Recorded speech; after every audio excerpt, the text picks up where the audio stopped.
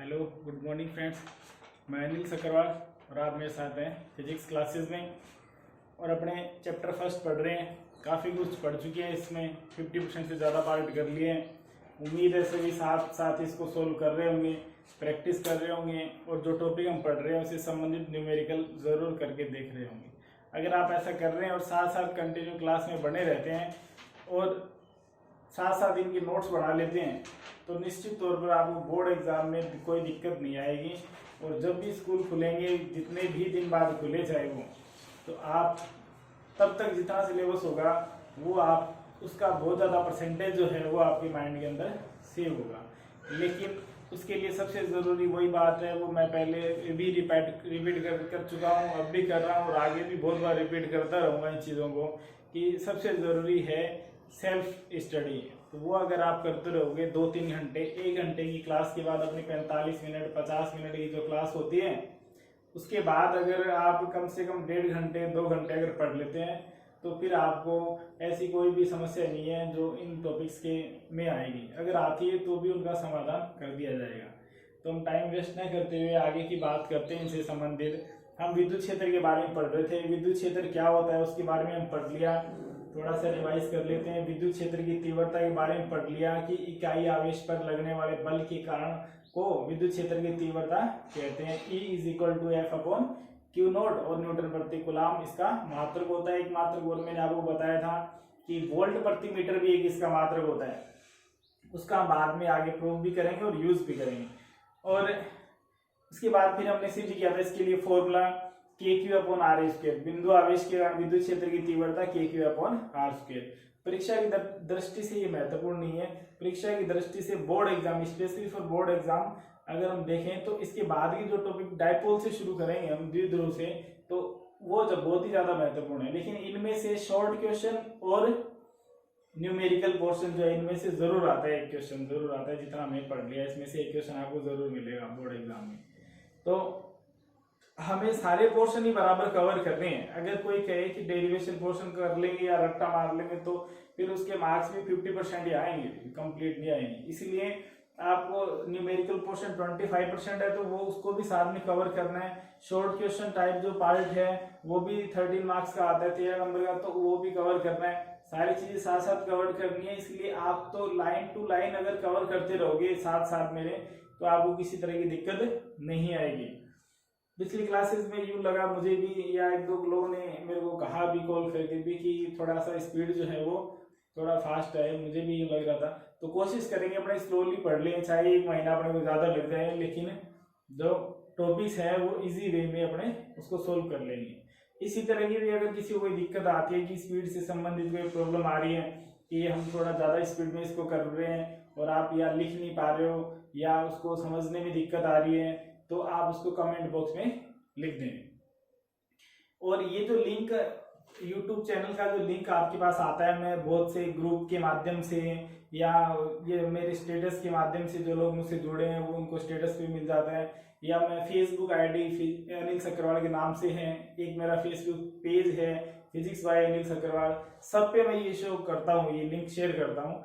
आपको जहां से भी मिले वहीं से आप इसको कम से कम 1-2 बच्चों तक जरूर फॉरवर्ड करें जिनके पास संसाधन नहीं है या किसी भी तरह की उनको समस्या है या उनके पास पढ़ाई से संबंधित सामग्री नहीं है।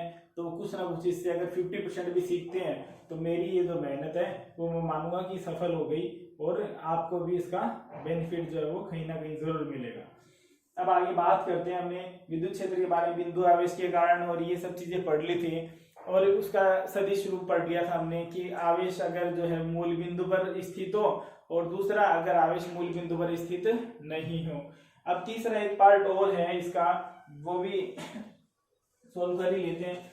वो है कार्तीय निर्देशांक के पदों में विद्युत क्षेत्र की तीव्रता। बाई चांस पूछ लिया जाए तो ये पार्ट ऐसा है जो आ सकता है, क्योंकि इसको अक्सर क्या छोड़ देते हैं ज्यादातर, क्योंकि इस पे ज्यादा फोकस नहीं करते हैं। लेकिन ये पार्ट भी इसका इम्पोर्टेंट पार्ट है। ये अगर क्वेश्चन इसमें से आता है तो ये पूछने की संभावना रहती है कि कार्तीय निर्देशांकों के रूप में, कार्तीय निर्देशांक कहते हैं, कार्तीय निर्देशांक के रूप में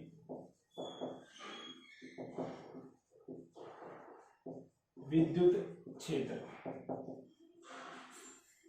विद्युत क्षेत्र कल बताया था, विद्युत क्षेत्र कहते हैं, विद्युत क्षेत्र की तीव्रता कहते हैं, विद्युत क्षेत्र सदिश कहते हैं, सबका मतलब एक ही है।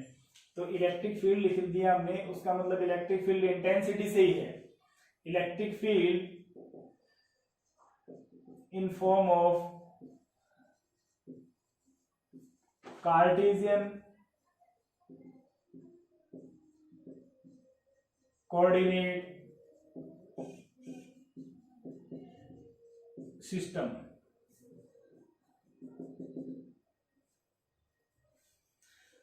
कार्टेशियन कोऑर्डिनेट सिस्टम क्या होता है, पहले हम उसकी बात कर लेते हैं, फिर इंप्लीमेंट करने में हमें ज्यादा दिक्कत नहीं आएगी। ये कक्षा 11 में आती है ये बात कि कोई भी बिंदु है उसको 3D में, 2D में, 1D में अलग अलग तरीके से शो कर सकते हैं। ब्रीफली मैं थोड़ा सा बात कर लेता हूँ उसके बारे में कि अगर कोई कण जो है वो किसी एक अक्ष के अनुसार है, यानी एक ही विमा है वहां, जैसे कहते हैं बहुत पतला धागा है, उसकी जो चौड़ाई है that is negligible in comparison of length. Length इसकी बहुत ज्यादा है और मोटाई जो है, चौड़ाई जो है वो उसकी नगण्य है, तो हम उसको सिंगल डायरेक्शन मांगे, एक ही एक्स मानेंगे, चाहे उसको वाई मान लो, चाहे एक्स मान लो, और चाहे जेड मान लो, तो वो एक्स एक्सिस हो जाती है एक, इसको 1D बोल देते हैं।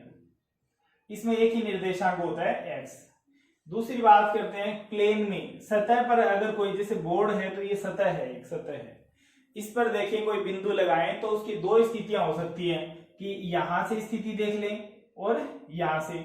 जैसे अगर अपने ये नहीं भी बनाते हैं तो भी ये अंडरस्टूड, ये बना हुआ है, बनाया है बोर्ड में कि कोई भी सतह होगी तो उसका कॉर्नर जरूर होगा कहीं ना कहीं। तो यहाँ जैसे इसका ये कॉर्नर है जहां एक्स और वाई एक्सिस क्रॉस करती हैं, तो इसकी यहां से ये हो गई लेंथ, यहाँ से ये वाली लेंथ हो गई, तो एक लंबाई हो गई और एक चौड़ाई हो गई। तो हम इसकी दो एक्सिस बता सकते हैं कि इस बिंदु पर कितनी तो लंबाई पर है और कितनी चौड़ाई पर है, दोनों बातें बता सकते हैं। इसलिए इसको क्या बोल देते हैं 2D। तो इसमें दो एक्सिस आ गई, तो इसके दो कंपोनेंट हो गए। जैसे हम 10th में लेते हैं लीनियर इक्वेशन में, एक्स और वाई की वैल्यू सोल्व करते हैं, दो इक्वेशन हमें दे दी जाती है, तो वहां पर यहाँ पर क्या हो गए, इसके दो कोऑर्डिनेट हो गए, कोऑर्डिनेट, ठीक है, दो निर्देशांक हो गए इसके, एक्स और वाई। तीसरी बात, अगर कोई पॉइंट स्पेस में है, जैसे कहते हैं कि यहाँ है पॉइंट, और कोई भी बिंदु ले लें, वो दीवार का या फर्श का कोई पॉइंट ले लिया, तो वहां से देखेंगे तो इस दीवार से ये क्या हो जाएगी, इसकी चौड़ाई हो जाएगी, लंबाई हो जाएगी, और ऊंचाई, जमीन से ऊंचाई कितनी है वो जाएगी। इधर से देखे तो लंबाई हो जाएगी और इधर से देखे तो चौड़ाई हो जाएगी। तो इसकी कितनी एक्सिस हो गई, 3 एक्सिस हो गई। इसलिए ऐसी स्थिति को हम ऐसे डिनोट करते हैं कि ये एक्स है, ये वाई है और ये जेड है। तो यहाँ इसके निर्देशांक हो जाएंगे, कोई भी बिंदु लें। अब देखो लंबवत एक्सिस है उसको इस तरह से शो करते हैं, बहुत ही डिटेल से आ जाती है 11वीं में बातें, फिर भी आप देख लें इसे ध्यान से, इस तरह से शो करते हैं। इसका मतलब ये है कि ये है परपेंडिकुलर, क्योंकि एक्स वाई तो इसमें ले लिया हमने कि ये लंबाई हो गई और ये चौड़ाई हो गई। अब ऊंचाई, जैसे पॉइंट यहाँ है तो लंबाई यहाँ से आ जाएगी, चौड़ाई यहाँ से आ जाएगी, ऊंचाई कहाँ से आएगी, यहाँ से आएगी, ये ऊंचाई है। इसलिए इसको अपन हवा में तो ड्रॉ कर नहीं सकते, इसलिए अपन इसको थोड़ा सा तिरछा बना देते हैं। लेकिन इस तिरछे का मतलब ध्यान रखना कि ये परपेंडिकुलर फ्रॉम ओरिजिन है, तो यहाँ से तीनों एक्सिस के बीच में जो एंगल बनेगा वो 90 डिग्री बनेगा। एक्स वाई के बीच में 90, एक्स जेड के बीच में 90 एंड वाई जेड के बीच में भी 90। तो ऐसे में इसके कंपोनेंट हो जाते हैं कितने, 3 एक्स वाई जेड। तो जैसे कंपोनेंट है अपने पास, अपने वैसे यूज कर लेते हैं। सिंगल है तो सिंगल यूज कर लो, डबल है तो डबल यूज कर लो, ट्रिपल है तो ट्रिपल यूज कर लो। अब ऐसे कंपोनेंट क्या बताते हैं, कण की स्थिति को बताते हैं। जैसे ये बिंदु P है, ये बिंदु O है ओरिजिन, मूल बिंदु के जो निर्देशांक है वो होते हैं 0 0 0, क्योंकि यहाँ से x शुरू हो रहा है, यहाँ से y शुरू हो रहा है, अभी यहाँ से z शुरू हो रहा है, इसीलिए तीनों की वैल्यू, निर्देशांक की वैल्यू जो है वो 0 0 0 हो जाएगी।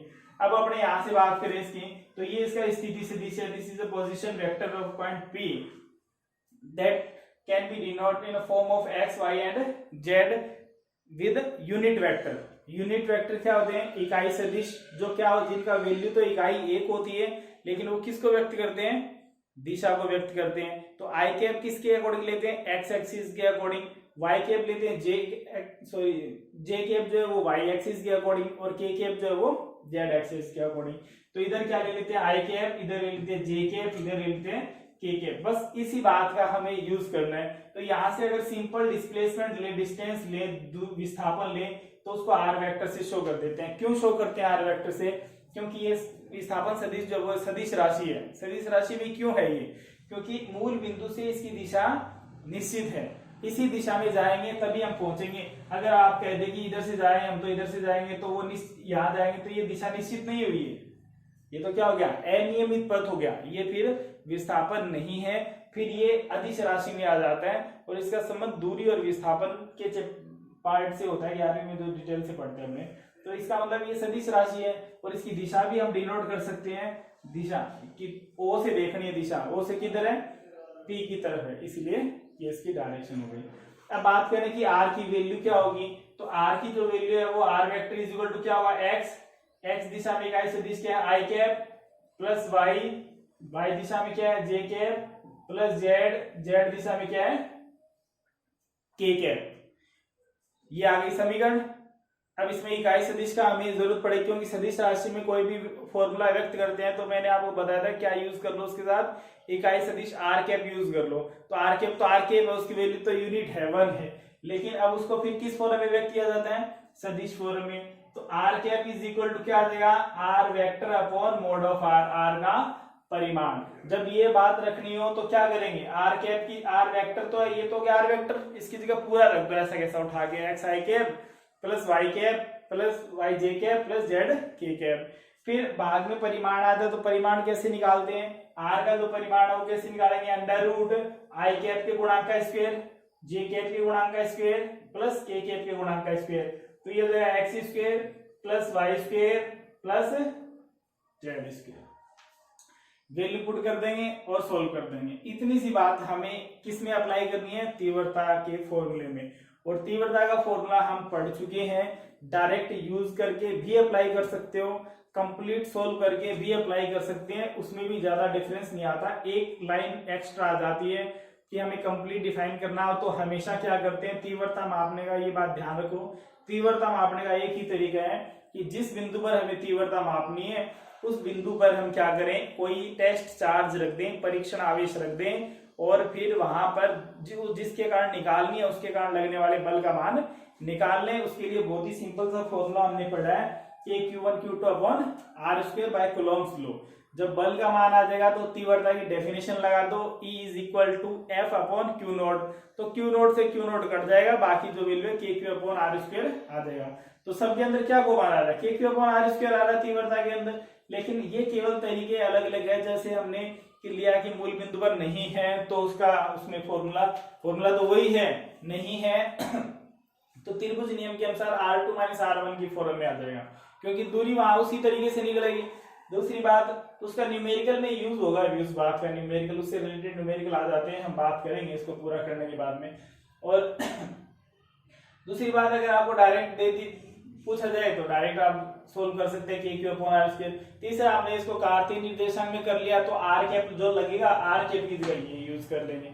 अब इसमें भी फिर आगे दो पार्ट है कि आप उसको मूल बिंदु पर नहीं है तो भी ये बात अप्लाई हो सकती है, और मूल बिंदु पर है तो भी। तो हमें इतना ज्यादा खींचने की जरूरत नहीं है, अपने सिलेबस में भी इतना ज्यादा नहीं है, यहाँ तक ही है भी, तो अपने सिलेबस के अकॉर्डिंग ही चलेंगे, ताकि अपना मेन जो पर्पज है बोर्ड एग्जाम की जो तैयारी है वो अच्छे से करना, उसके लिए इजी वे में अपने जो इसमें से फुल मार्क्स अपने प्राप्त कर सकते हैं। तो इसके अकॉर्डिंग ही बात करते हैं, अपने सिलेबस के अकॉर्डिंग। ये टॉपिक आपके सिलेबस में है, इसको सोल्व करते हैं पहले।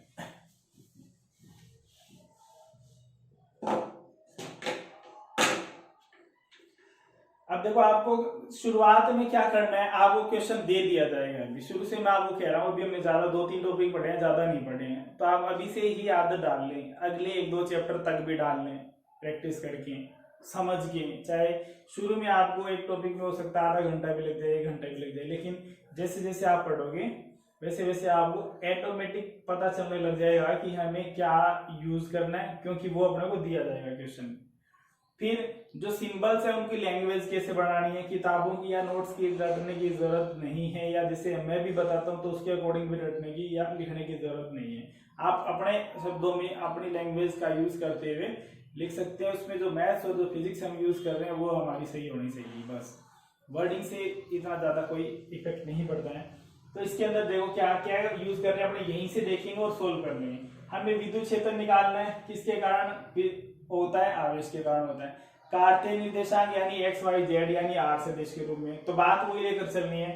तो हम यहाँ से ले लेते हैं, यहाँ से मैं बढ़ा रहा हूँ डायग्राम, यहाँ से हमने ले लिया कि 3 एक्सिस है, अभी जो बनाया था उसी को तरीके से हम थोड़ा सिंप्लीफाई सिस्टमेटिक कर लेते हैं। वैसे तो हो गया वो, लेकिन वो क्या है वो हमने रफली सॉल्व कर लिया, उसी बात को दोबारा कर रहे हैं, तो 2 बार हो जाएगा, साथ में आप लिखने का काम भी साथ साथ इसमें करते हैं। ये मूल बिंदु हो गया।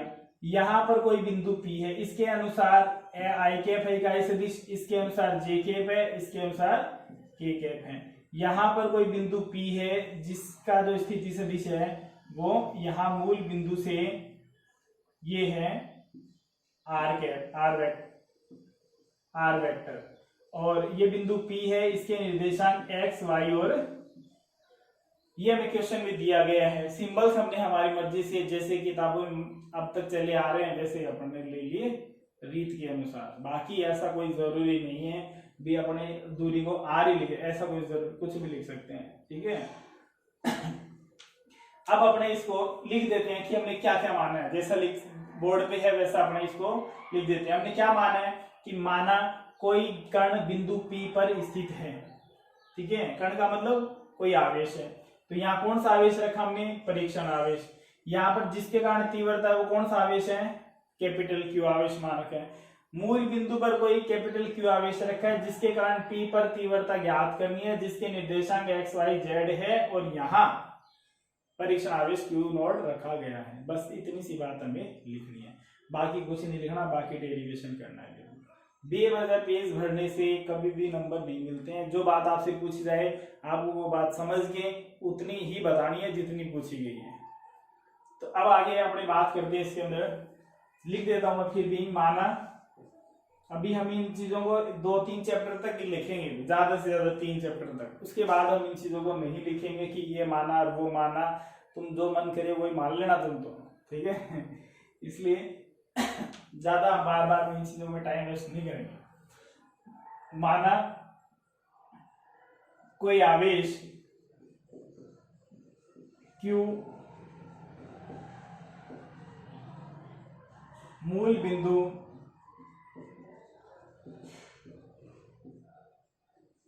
O पर स्थित है, यहां से R दूरी पर बिंदु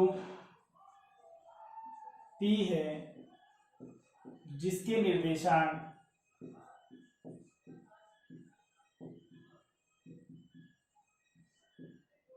x, y और z है,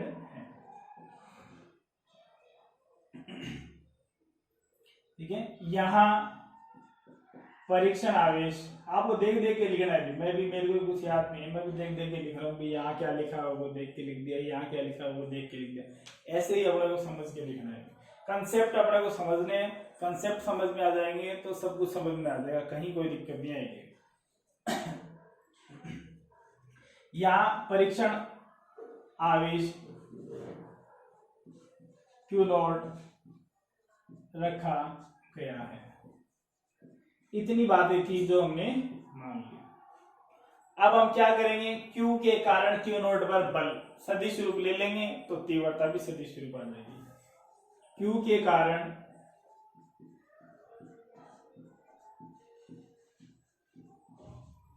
Q नोट पर बल F is equal to K Q naught upon R square dot R cap. पहले इसको कन्वर्ट कर लेते हैं, वहीं पहुंचिए तो मैंने आपको बात बताई थी, वहीं पहुंच गए। अब वही बात इसके अंदर लगानी है, जो बात आप यूज करते हैं एक्स्ट्रा उसको ब्रैकेट में जरूर लिख दें ताकि चेक करने वाले को पता चल जाए कि आपने कौन सी वैल्यू कहां से उठा के ली है। तो R cap is equal to R vector upon R का परिमाण, ये वैल्यू पुट कर दे, then F vector is equal to K Q naught divided by R square multiply by R vector and divided by R, then F vector is equal to K Q naught upon R square, R square की जगह क्या हो जाएगा, R multiply हो गया R cube into R vector. अब अपने को इस समीकरण में दोनों मान रखने हैं, उसके लिए सोल्व कर लेते हैं। यहाँ R vector is equal to, क्योंकि हमें इस फॉर्म में व्यक्त करना है, तो क्या हो जाएगा x I cap plus Y J cap plus Z K cap. अब इसका परिमाण निकालना है तो वो भी मैं ये निकाल देता हूँ। आर का परिमाण क्या आएगा, under root X square plus Y square plus Z square. ये सारे दोनों मान जो है वो समीकरण एक में रख दो, आर वेक्टर की जगह ये वैल्यू पूरी रख दो और आर की जगह ये। अंडर रूट का मतलब होता है पावर 1/2, ठीक है, पावर 1/2। 1/2 की पावर 3 करेगी तो टोटल पावर कितनी हो जाएगी, पावर की पावर जो होती है वो आपस में मल्टीप्लाई हो जाती है। तो 1/2 की पावर 3 है तो कितना हो जाएगा, 3/2 1.5 हो जाएगा, तो 3/2 रख देंगे। बाय इक्वेशन फर्स्ट यहां लिख रहा हूं मैं इधर, by equation first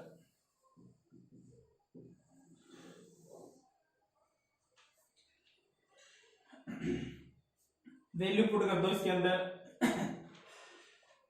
F vector is equal to, चाहो तो पहले तीव्रता निकाल लो या बाद में मान रख दोगे, क्योंकि तीव्रता में क्या करेंगे एफ अपॉन क्यू नोट करेंगे तो क्यू नोट से क्यू नोट कट जाएगा, बात वो ये। और चाहे तो कोई ये भी करे, डायरेक्ट कह दे हम जानते हैं तीव्रता की परिभाषा से के क्यू अपॉन आर स्क्वायर, तो डायरेक्ट आप तीव्रता से भी शुरू कर सकते हैं, ठीक है। F vector is equal to value put कर देता हूँ, बाद में तीव्रता निकाल लेंगे, के क्यू क्यू नोट। अब इसकी जगह क्या रखेंगे, X I cap plus Y J cap plus Z K cap divided by under root X square plus Y square plus Z square. अब तीव्रता की परिभाषा लगा दो, तीव्रता की परिभाषा से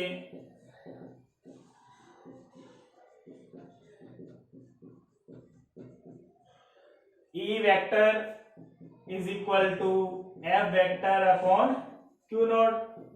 तो डायरेक्ट लिख दूं मैं, क्यू नोट से क्यू नोट कैंसिल आउट हो गया, पूरी वैल्यू रखोगे फिर क्यू नोट काटोगे और फिर लिखोगे, देखिए अभी क्यू नोट आएगा 1 अपॉन क्यू नोट, एफ की वैल्यू पूरी की पूरी रखनी है, तो क्यू नोट से क्यू नोट कट गया।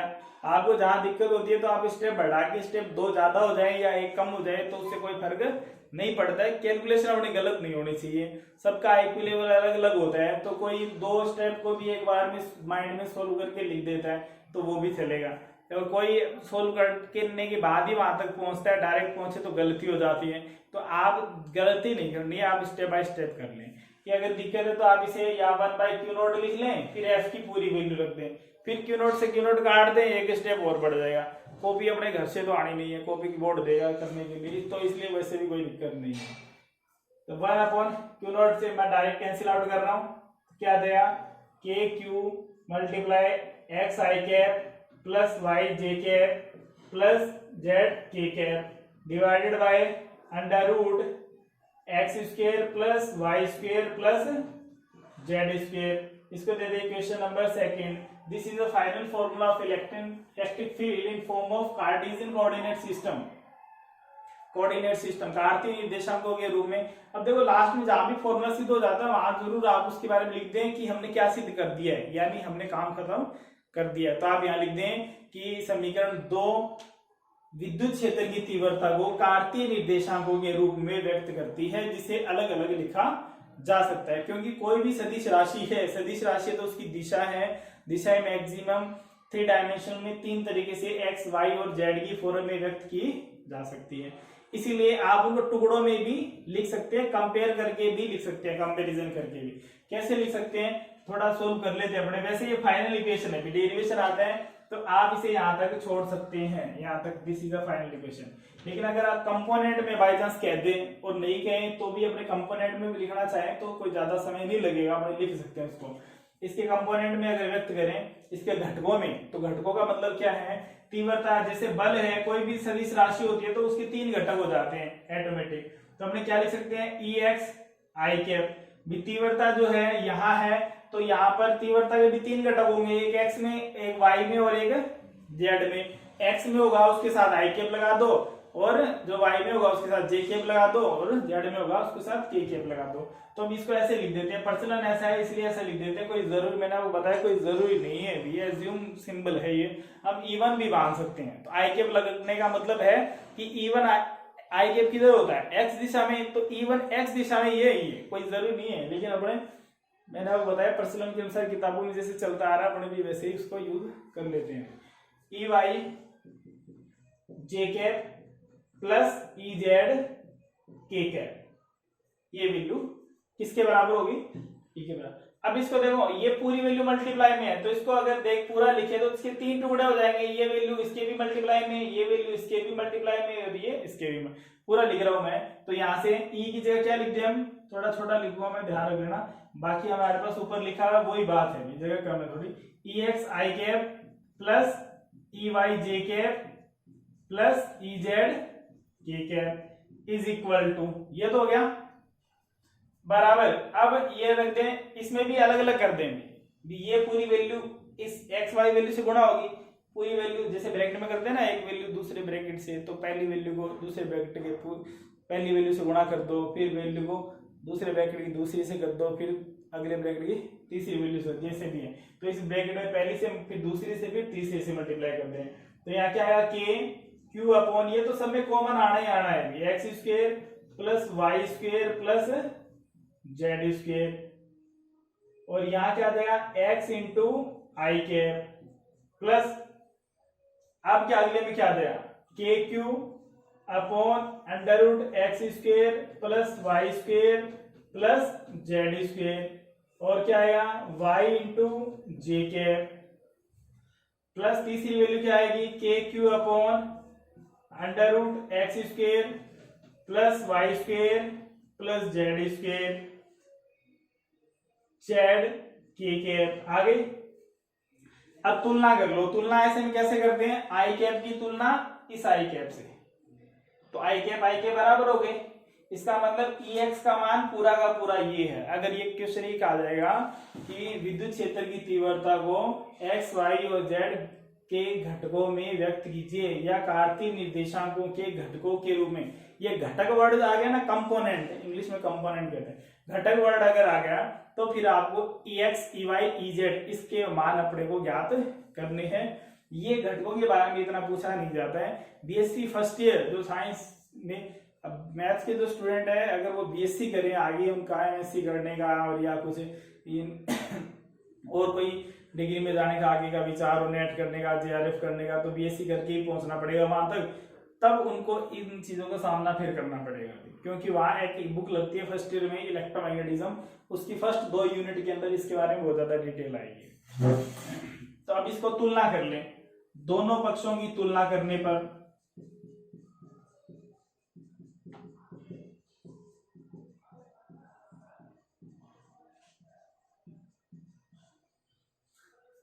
तुलना करें तो इधर क्या आएगा, ई एक्स बराबर आई कैप लिखा हुआ है, इसके साथ आई कैप लिखा है, तो आई कैप के गुणांक में ई एक्स है, इसके आई कैप के गुणांक में जो भी है वो सारा ई एक्स के बराबर है।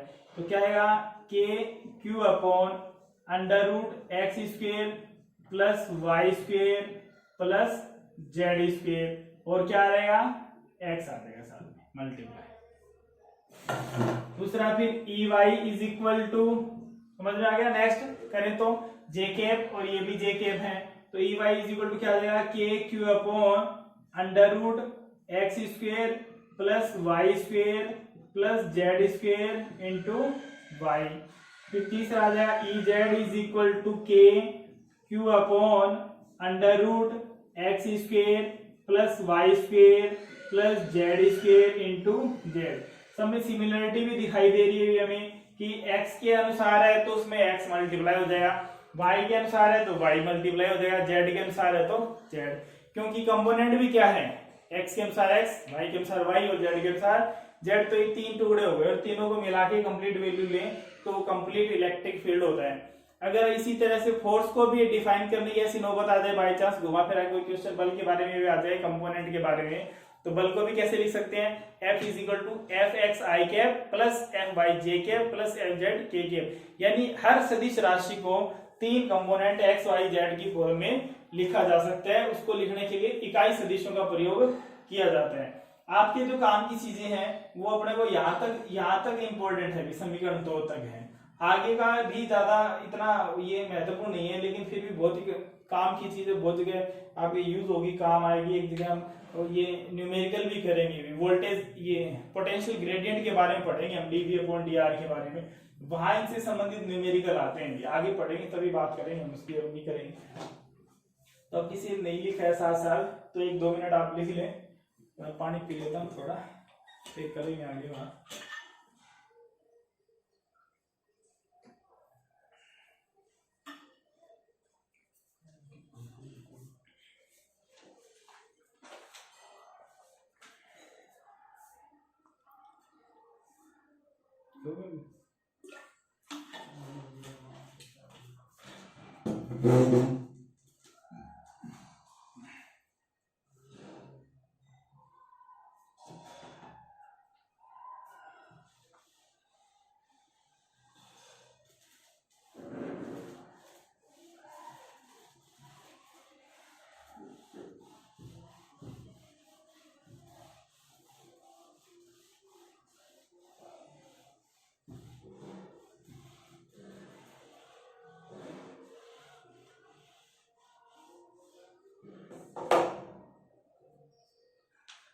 आगे करते हैं हम।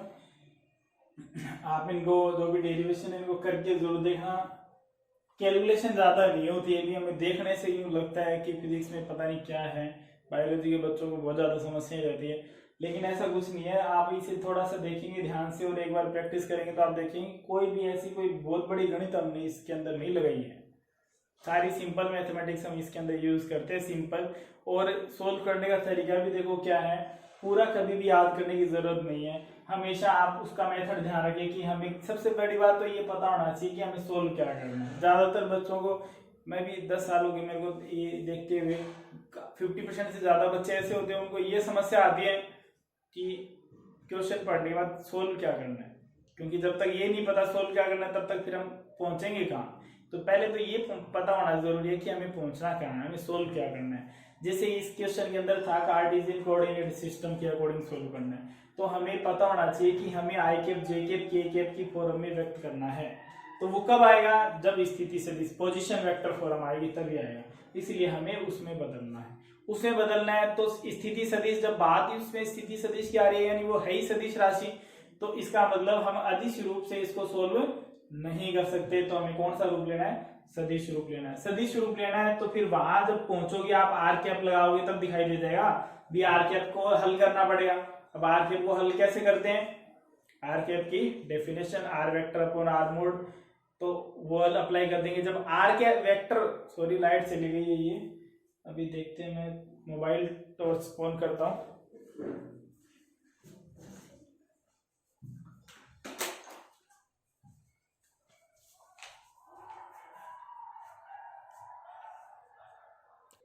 हाँ चलो, तो ये लाइट चली गई थी इसलिए अपने मोबाइल जो है वो अपने मोबाइल टॉर्च जो है वो यूज कर रहे हैं अपने। और कहते हैं प्रतिभा कभी भी संसाधनों की मोहताज नहीं होती है, इसलिए जरूरी नहीं है कि लाइट रही तभी पढ़े, बिना लाइट भी हम पढ़ सकते हैं।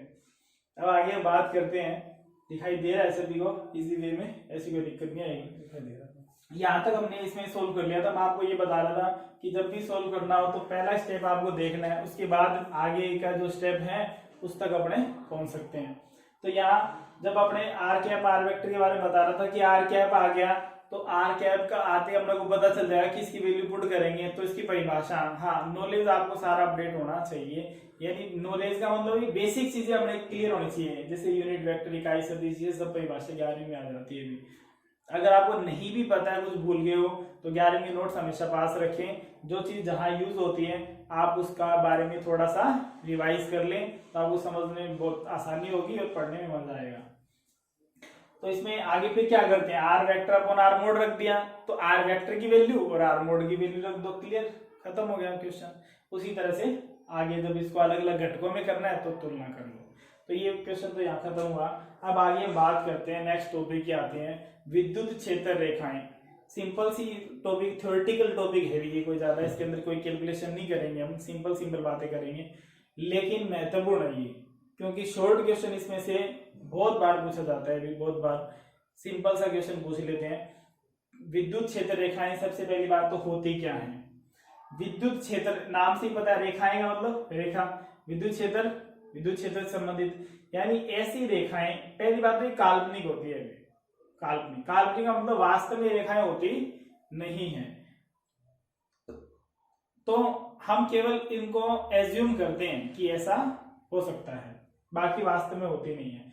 जो क्या करें, जो किसी भी बिंदु पर खींची गई स्पर्श रेखा वहां विद्युत क्षेत्र की तीव्रता को व्यक्त करें, ये तो इसकी परिभाषा है और इसकी विशेषता भी है कि विद्युत क्षेत्र रेखाएं क्या है। फिर रिपीट कर रहा हूं मैं, ऐसी रेखाएं, ऐसी काल्पनिक रेखाएं जो विद्युत बल रेखाओं के किसी बिंदु पर, विद्युत क्षेत्र के किसी बिंदु पर तीव्रता की दिशा को व्यक्त करती है, क्या कहलाती हैं? विद्युत क्षेत्र रेखाएं कहलाती हैं। अब देखो काल्पनिक क्यों कहते हैं अपने, जैसे अपने ये कहते हैं, मैं एक डायग्राम बना रहा हूँ, सिंपल सी बात है, लेकिन फिर भी मैं बढ़ा देता हूँ इसको, ज्यादा कोई महत्वपूर्ण नहीं है। आपको वैसे भी समझ में आ गया काल्पनिक रेखाओं का मतलब क्या होता है। जैसे ये मैंने दो बल्ब बढ़ा दिए, अब इसमें क्या डिफरेंस है, दिखाई दे रहा है सभी को? क्या डिफरेंस है? एक क्या कहेंगे, एक जल रहा है और एक बंद है, यानी इसमें इलेक्ट्रिसिटी आ रही है और इसमें इलेक्ट्रिसिटी नहीं आ रही है। कैसे पता चला? ये कैसे पता चला? ये मैंने यहाँ लाइनें लगा दी, इसको देख के आप लोगों ने समझ गए कि ये बल्ब जल रहा है। लेकिन बल्ब जलता है तो क्या उससे लाइनें निकलती? नहीं निकलती। तो एक बात तो ये कंफर्म क्लियर, आप ये इस एग्जांपल से आप ध्यान रख लें कि काल्पनिक रेखाएं हैं, वास्तव में होती नहीं है। दूसरा क्या व्यक्त करती है ये? विद्युत क्षेत्र रेखाओं को की दिशा को व्यक्त करती है। दूसरी महत्वपूर्ण बात, कोई पूछ ले, वाइवा में से क्वेश्चन बहुत पूछे जाते हैं, जो प्रैक्टिकल होते हैं, वाइवा होता मौखिक प्रश्न उसमें पूछे जाते हैं, उनमें ऐसी छोटी छोटी बातें पूछी जाती है। कोई आपसे डेरिवेशन करवा के नहीं देखेगा भाई ये सिद्ध करके दिखाओ कूलॉम का नियम, तीव्रता, वहां ऐसी छोटी छोटी बातें, परिभाषा वगैरह पूछी जाती है। तो इसके अंदर परिभाषा क्या है इसकी? परिभाषा लिख देता हूं मैं, अपनी हेडिंग, नेक्स्ट हेडिंग डाल लो विद्युत। आप कोशिश करोगे दिखाई दे जाएगा, ऐसी कोई दिक्कत नहीं है, कम दिखाई देगा, लेकिन जितना बाकी मैं बोल रहा हूँ आप बोल के सुन के भी उसको आप लिख सकते हैं, बोर्ड से भी आपको दिखेगा थोड़ा बहुत, थोड़ी देर में लाइट आ जाएगी। विद्युत क्षेत्र रेखाएं,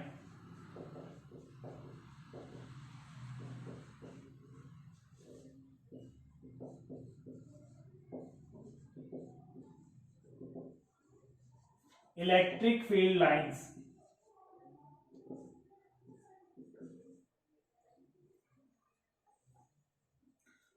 इलेक्ट्रिक फील्ड लाइंस क्या होती है? पहले इसकी परिभाषा लिख लेते हैं, मैं बोल देता हूं, साथ साथ आप सुन लेना अगर थोड़ा कम दिखाई दे तो। ऐसी काल्पनिक रेखाएं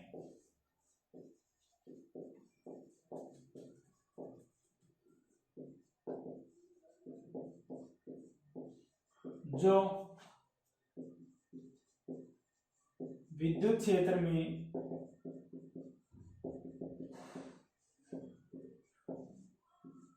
किसी बिंदु पर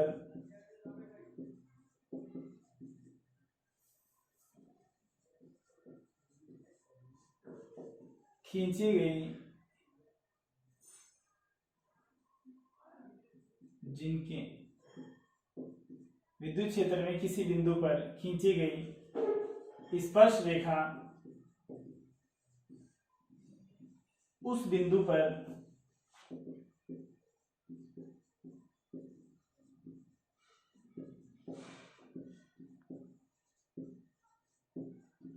विद्युत क्षेत्र की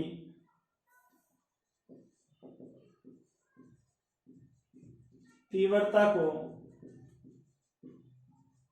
व्यक्त करती है।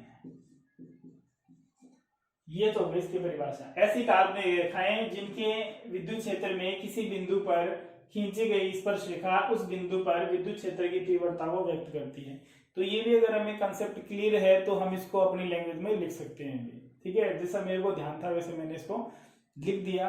किसी भी बुक से आप उसको चाहो तो लिख सकते हो, थोड़ा सा मॉडिफाइड शब्द लैंग्वेज, बहुत व्यवस्थित शब्दों का यूज मिल सकता है, बाकी मीनिंग उसका ये निकलेगा कुल मिला के। ठीक है, यानी आपके जो नंबर करने की संभावना है वो नहीं है यहाँ बिल्कुल। तब अपने आगे इसमें बात करते हैं इसकी विशेषताएं।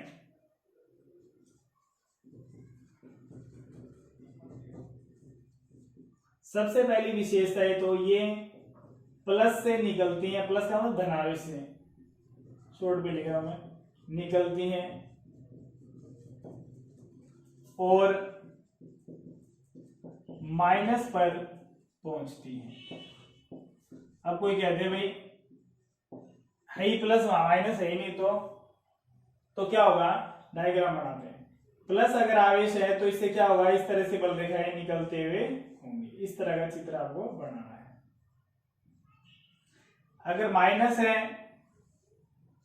तो आपको ये डायग्राम इस तरह से बनाना है कि अब बल रेखाएं क्या है, यहां पहुंच रही हैं। फिर अगर कहते कि प्लस भी है और माइनस भी है, तो प्लस से निकलेंगी और माइनस पर पहुंचेंगी। ये प्लस से निकल गई और माइनस पे पहुंच गई, प्लस से निकल गई माइनस पे पहुंच गई।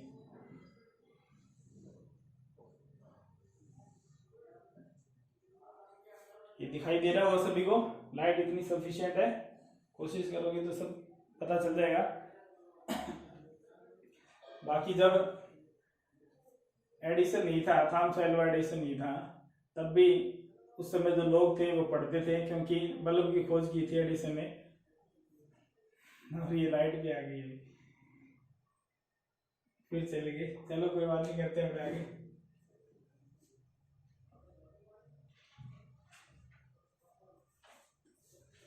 लाइट बहुत डिस्टर्ब कर रही है, चलने दो।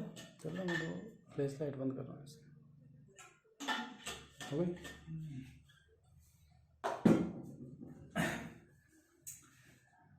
वैसे अपना बल्ब जल गया, एडिशन कर दिया वहां।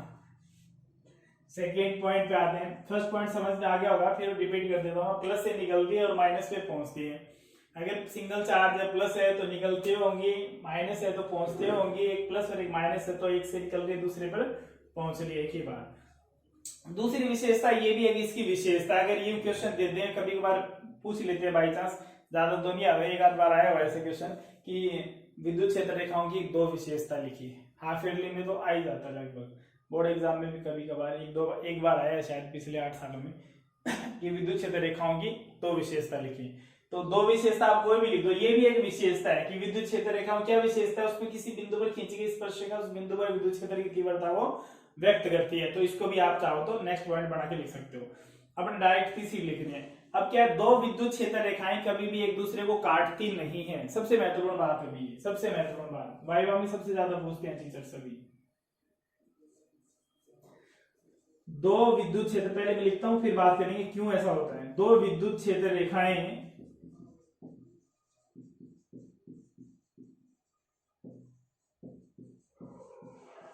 एक दूसरे को काटती नहीं है।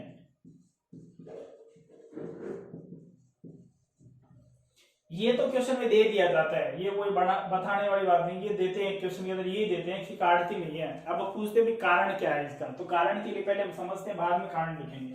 कि मान लेते हैं कि दो विद्युत क्षेत्र रेखा, एक ऐसे जा रही है, एक ऐसे जा रही है, ये इसकी दिशा है, ये इसकी दिशा है।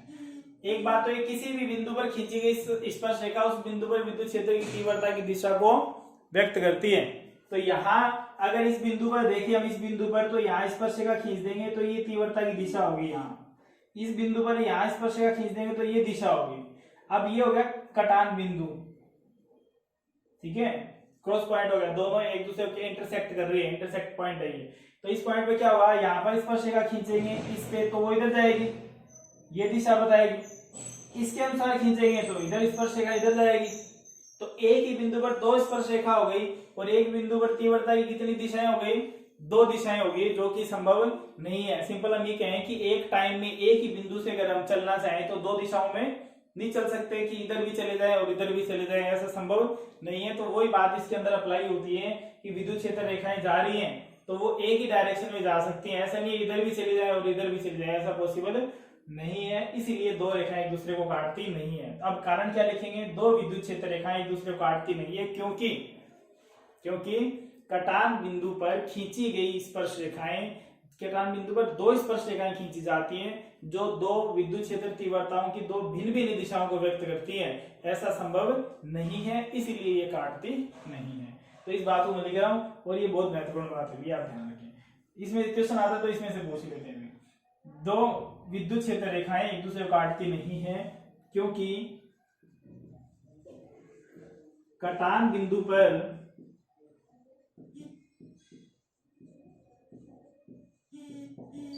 दो स्पर्श रेखाएं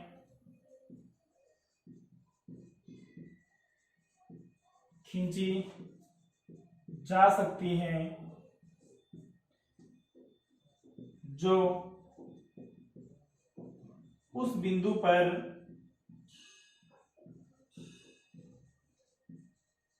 विद्युत क्षेत्र की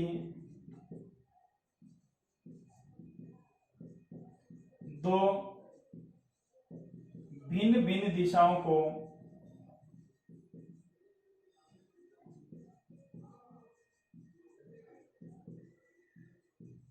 व्यक्त करती है, ऐसा संभव नहीं है।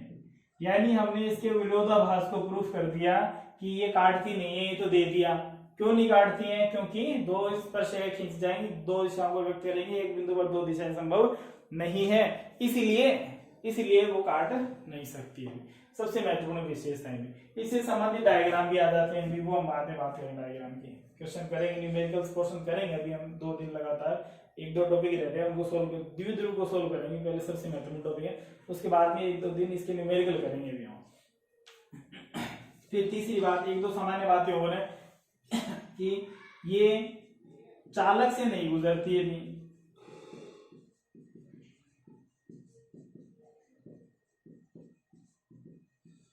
कि अगर गोलीय कोश है इसका भी यूज होगा भी। 1 नंबर में एक क्वेश्चन बहुत बार आ जाता है और बड़े क्वेश्चन के साथ आता है। क्वेश्चन कैसे आता है कि इसके अंदर कोई दे दिया, आवेश दे दिया, पूछ लेंगे तीव्रता कितनी है, तो तीव्रता अंदर 0 होगी। इसका मतलब ये है, जैसे ये चालक है, अगर बल रेखाएं इधर ऊपर कोई आवेश रखा गया, बल रेखाएं आ रही है, विद्युत क्षेत्र रेखाएं आ रही है, तो विद्युत क्षेत्र रेखाएं क्या होंगी, इसके साइड से निकल जाएंगी, इसके अंदर नहीं जाएंगी। जब इसके अंदर विद्युत क्षेत्र नहीं जा रहा, इसका मतलब विद्युत क्षेत्र की तीव्रता इसके अंदर क्या होगी, 0 होगी। और ये बात हम गाउस के नियम में भी यूज करेंगे, और ये बात महत्वपूर्ण है, 2 जगह और काम आने वाली है इसी चैप्टर के अंदर, और न्यूमेरिकल में भी काम आएंगे। क्वेश्चन पूछ लेते हैं और सीधा यूं कह देते हैं, कोई वैल्यू दे देते हैं, इतने आवेश से दूरी पर एक चालक गोला रखा है, उसके केंद्र पर विद्युत क्षेत्र की तीव्रता बताओ। तो केंद्र का मतलब अगर चालक गोला दे दिया तो अंदर तीव्रता 0 होगी, अंदर बल रेखाएं नहीं गुजरती हैं। तो चौथी बात, अचालक से या कुचालक से ये रेखाएं गुजर सकती हैं। ये इसकी सामान्य जो विशेषताएं हैं वो हो गई हैं, बाकी हम इसमें कल बात करेंगे। आप इसको रिवाइज जरूर करो, साथ साथ हम थोड़ा कोशिश करेंगे थोड़ा धीरे करें, ताकि अपना जो मेन उद्देश्य है कि जितना हम करें उतना हम सीख भी लें, तो वो आपका पूरा हो जाए। साथ साथ आप नोट्स बना लें, बिल्कुल इनसे बाहर किसी भी तरह का कोई भी क्वेश्चन बोर्ड एग्जाम में नहीं आएगा, चाहे वो CBSE हो चाहे वो RBSE हो, किसी भी तरह का हो। बाकी बात है न्यूमेरिकल पोर्शन थोड़े से काफी हर टॉपिक से बहुत न्यूमेरिकल बनते हैं भी, हम काफी कोशिश करते हैं ज्यादा से ज्यादा सोल्व करने की। कोशिश आप खुद करो कि आप कुछ वैसे ही न्यूमेरिकल्स की प्रैक्टिस आप उनसे मिलते जुलते न्यूमेरिकल्स की प्रैक्टिस आप खुद कर लें, और अगर आप करेंगे तो बिल्कुल हो जाएंगे, ऐसी कोई दिक्कत नहीं होंगी। और अगर नहीं भी होते हैं तो आप मेरे बिल्कुल फेसबुक ID पे, चाहे इस पे जो यूट्यूब चैनल है इसके कमेंट बॉक्स में कहीं पर भी आप क्वेश्चन को डाल दें, और मैं कोशिश करूंगा सोल्व कर लूंगा। नहीं भी आता होगा तो कैसे भी पढ़ के, कहीं से भी उसको पढ़ के सोल्व करके आपको कोशिश करूंगा प्रोवाइड करवा दूँ। तो बाकी जो हम फिर करेंगे, लॉकडाउन में थोड़ा सावधानी व ध्यान रखें, अपने हाथ कंटिन्यू धोते रहें, जैसे राज्य सरकार, केंद्र सरकार के जो आदेश आते हैं उनकी पालना करते रहें, अपने घरों में रहें और अपने परिवार का ध्यान रखें।